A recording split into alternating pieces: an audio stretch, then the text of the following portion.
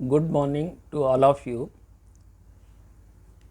आज हम लोग सेल डिवीज़न जो कोशिका विभाजन है, जो फंडामेंटल्स ऑफ जेनेटिक्स हैं, आपका कोर्स जो आप फर्स्ट ईयर के सेकंड सेम में पढ़ते हैं, बहुत इम्पॉर्टेंट कोर्स है। और फंडामेंटल्स जितने भी कोर्सेज़ हैं वो सभी इम्पॉर्टेंट हैं, क्योंकि ये हमारी परीक्षाओं में डिग्री के दौरान तो पूछे ही जाते हैं, सभी प्रतियोगी परीक्षाओं में, चाहे वो पीजी एंट्रेंस एग्ज़ाम हो या फिर जेआरएफ हो या दूसरी किसी भी भर्ती की चयन परीक्षाएं क्यों न हो, प्रश्न पूछे जाते हैं।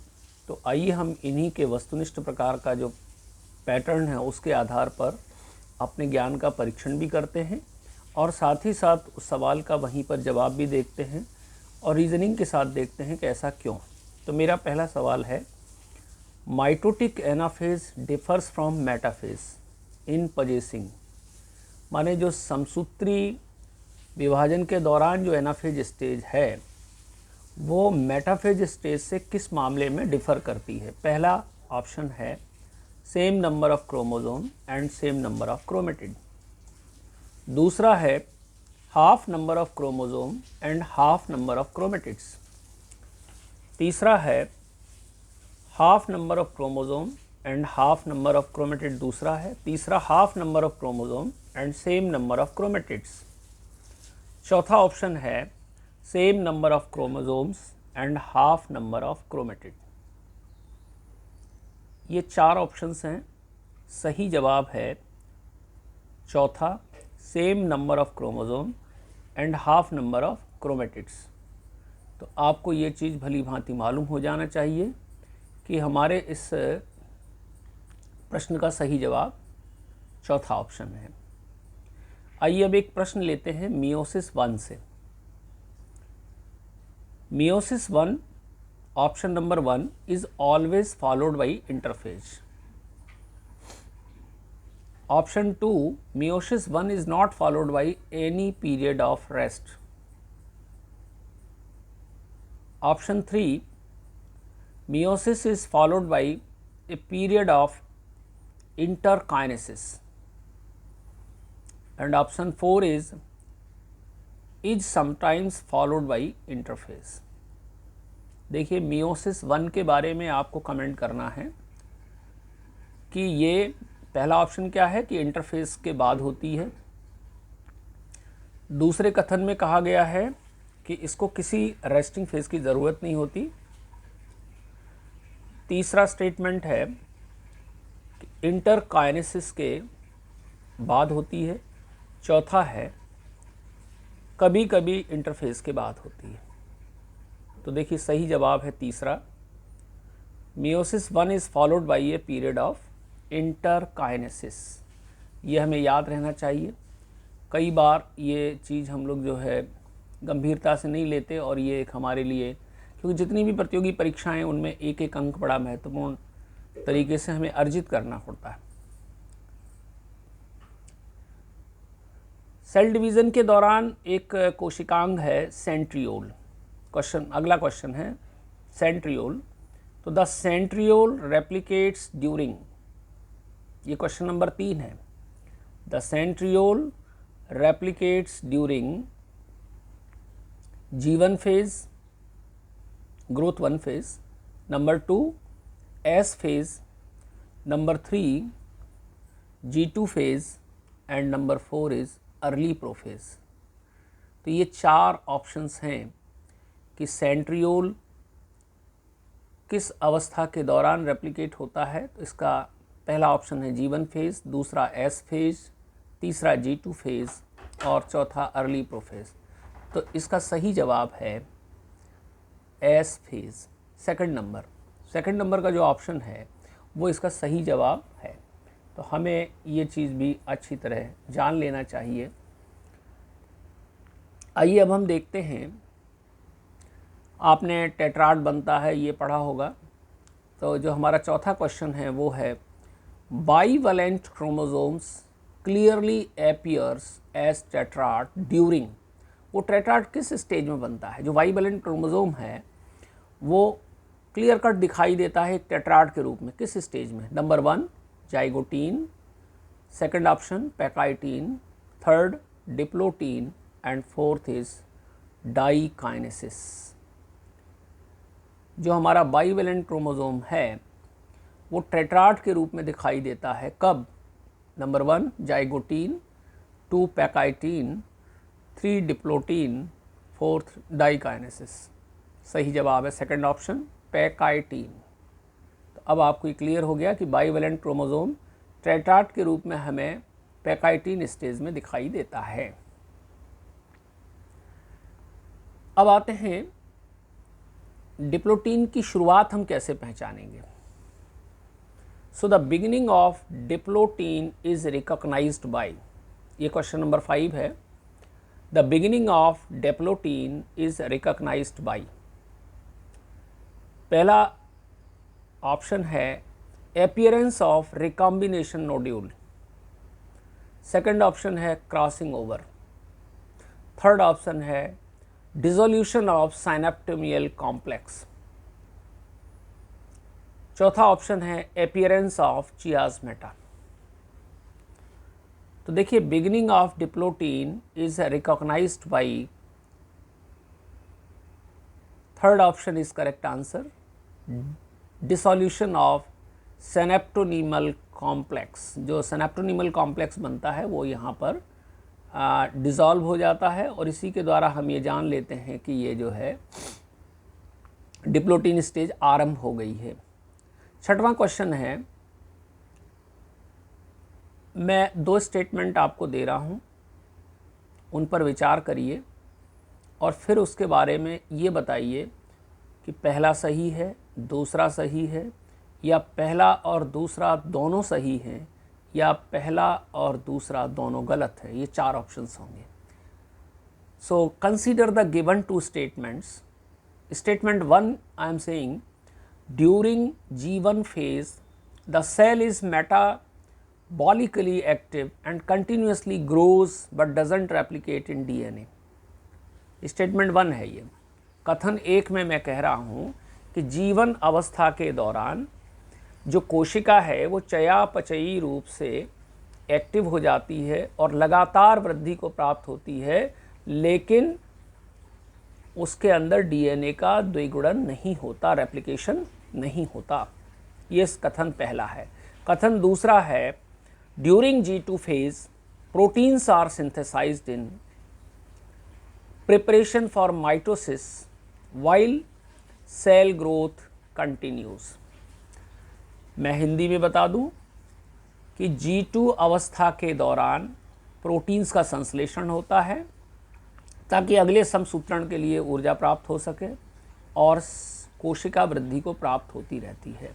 ये 2 कथन, आउट ऑफ दीज 2 स्टेटमेंट्स अब हम आपको 4 ऑप्शन दे रहे हैं, आप उसमें से सही का चयन करें। Option 1 only first is correct, option 2 only second is correct, option 3 both first and second are correct, and option 4 both first and second are incorrect. So let me know the correct answer. So the correct option is third one, that is both are correct. So what you learned from this question, that during G1 phase cell is metabolically active, continuously grows, although does not replicate the DNA, but proteins are synthesized for the preparation for mitosis and growth continues. So the statement third, that both the statements are correct, is quite correct. So in this way, with reasoning we can learn how the correct answer and why it is so. Now we come to the 7th question. This is about, listen the question very carefully, how do cells at completion of meiosis compare with cells that have replicated their DNA and are just about to begin meiosis?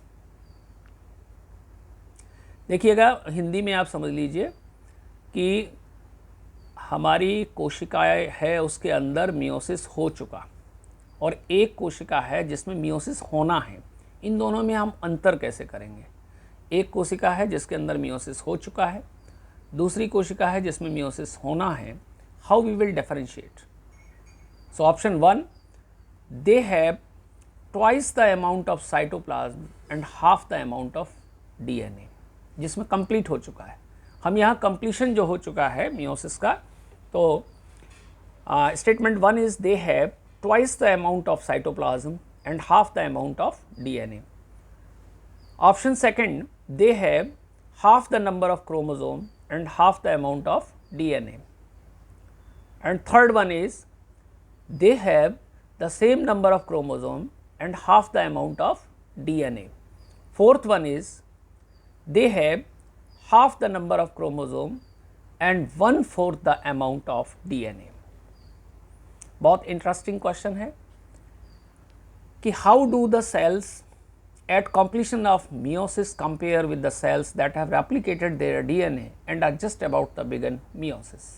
So the correct option is fourth one, and the correct option is they have half the number of chromosomes and 1/4 the amount of DNA. So this is about the 7th question. Now we come to the 8th question, very simple, but little bit we have to impart attention. Listen the question. If the DNA content of an onion tip cell, if the DNA content of an onion tip cell is 2C at the end of M phase, what would be its DNA content at the end of S phase?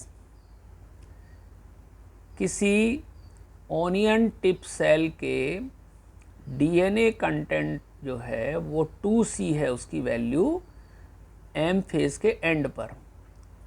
हम जानना चाहते हैं कि S phase जब and होगा उस समय उसकी डीएनए कंटेंट क्या होगा. So the first option is C, second option is 2C, third option is 3C and fourth option is 4C. बहुत अच्छा प्रश्न है कि अगर किसी प्याज की टिप सेल की, देखिए यहाँ टिप सेल से मतलब है माइटोसिस, है ना, और वहाँ पर डिवीज़न हो रहा है और उसमें जो डीएनए कंटेंट है वो 2C है एम फेज़ के एंड के समय. जानना चाहते हैं एस फेज़ का, जो ये सेल साइकिल में आता है, एस फेज़ का जब एंड होगा तो डीएनए कंटेंट क्या होगा. तो 4 ऑप्शंस आपको दिए थे, पहला C, दूसरा 2C, तीसरा 3C एंड चौथा 4C. तो the correct answer is 4C. 4C जो है वो करेक्ट आंसर होगा. और इसके अलावा हम ये जानने की कोशिश करें कि हमारा जो स्टेजेस हैं, what will be the correct, very easy question, but sometimes we people use to confuse. Question number 9 is very easy. The question is that what is the correct sequence of different stages during mitosis cell division? So the options are 4, and you know there are 4 stages, and the correct answer is prophase, metaphase, anaphase and telophase. So this is the PMAT. So just to keep in mind and to keep it remember, you can say PMAT, prophase, metaphase, anaphase and telophase. This is the correct sequence. So we can remember it pre-medical agriculture test, PMAT, prophase, metaphase, anaphase and telophase, pre-medical agriculture test. Okay. Now we come to the question number, next question, that is the 10th question. In oocyte of some vertebrates या some advanced organism, the stage of meiosis 1 that can last for months or years would be, मतलब जो higher organism होते हैं उनके अंदर जो oocyte होता है वो meiosis 1 को प्रोलॉन्ग कर सकता है. तो उसमें एक स्टेज जो है ना वो महीनों तक चली जाती है. In oocytes of some advance organism the stage of meiosis 1 that can last for months और ईयर्स वुड बी कौन सी स्टेज है जो कि महीनों तक खिंच जाती है, और वो स्टेज कौन सी है? 4 ऑप्शंस हैं। First zygotene, second pachytene, third diplotene and fourth one is diakinesis. So the stage that can last for months or years would be third option, that is diplotin. So diplotin will be the stage which can be advanced for months together. So you should keep in mind these 10 questions, they are very easy, and you can judge very commonly, but they will advance your knowledge in the field of cell cycle and cell division. Now we come to the question number 11. We will discuss only 20 questions in this class. We come to the question number 11. Meiosis has evolutionary significance because it results in. Question number 11 is meiosis has evolutionary significance because it results in A, option 1, genetically similar daughters. Second option, 4 daughter cells. Third option, eggs and sperms, and fourth option is recombination. So the correct answer is fourth, that is the recombinations. So you should keep in mind regarding the recombination. Now the question number 12, a bivalent consists of.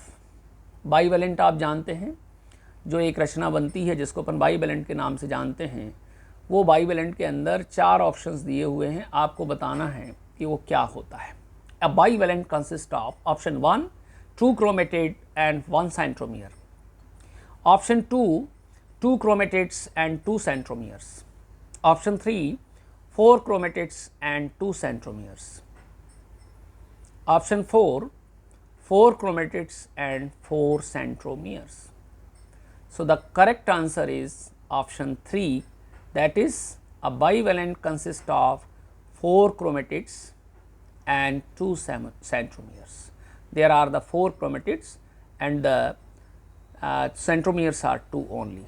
So this is the structure of a bivalent. Now we come to the question number 3. Question number 3 is little bit you can say rather that it is a numerical question in cell biology. Just pay your attention please. आप ध्यान पूर्वक सुनिएगा कि इसमें थोड़ा सा आपको गणित का सहारा लेना होगा और अपनी जेनेटिकल नॉलेज का, सेल डिवीज़न की नॉलेज का. बैक्टीरियम डिवाइड्स, ये क्वेश्चन नंबर 13 है, sorry. Bacterium divides every 35 minutes. If a culture containing 10 raised to power 5 cells, if a culture containing 10 raised to power 5 cells per ml is grown for 175 minutes, what will be the cell concentration per ml after 175 minutes? कल्पना करें कि एक bacteria की कोशिका हर 35 minute पर divide करती है, और यदि किसी सेल कल्चर के कंटेनर में 10 रेज़ टू पावर 5 सेल्स हैं पर ml में, और उनको हम 175 मिनट के लिए अलाउ करते हैं, तो सेल कंसंट्रेशन क्या होगा 175 मिनट के बाद? तो the first option is 5 into 10 raised to power 5 cells. Question number, option number second, 35 into 10 raised to power 5 cells. Option number 3, 32 into 10 raised to power 5 cells. And option number 4 is 174 into 10 raised to power 5 cells. The correct answer is 32 into 10 raised to power 5 cells. This is the correct answer. You might have studied. Now the question number 14. During cell division, the spindle fibers attached to the chromosome at a region called, what is the name of that region? कोशिका विभाजन के दौरान spindle fibre chromosome से एक जगह पर जुड़े रहते हैं, एक रीजन पर जुड़े रहते हैं, उस रीजन का नाम क्या है, उस जगह का नाम क्या है? फर्स्ट ऑप्शन है क्रोमोसेंटर, सेकंड ऑप्शन है काइनेटोकोर, एंड थर्ड ऑप्शन है सेंट्रियोल, एंड फोर्थ ऑप्शन है क्रोमोसोम। तो the correct answer is second option, that is kinetochore. So how we can remember the statement? During cell division, the spindle fiber attached to the chromosome at a region called kinetochore. Now the question number 15, what would be the number of chromosomes of the alluron cell of a plant with 42 chromosome in root tip cells? किसी पौधे की root tip cell के अंदर अगर 42 chromosome है तो उसकी जो एल्यूरोन सेल होंगी उसमें गुणसूत्र की संख्या कितनी होगी?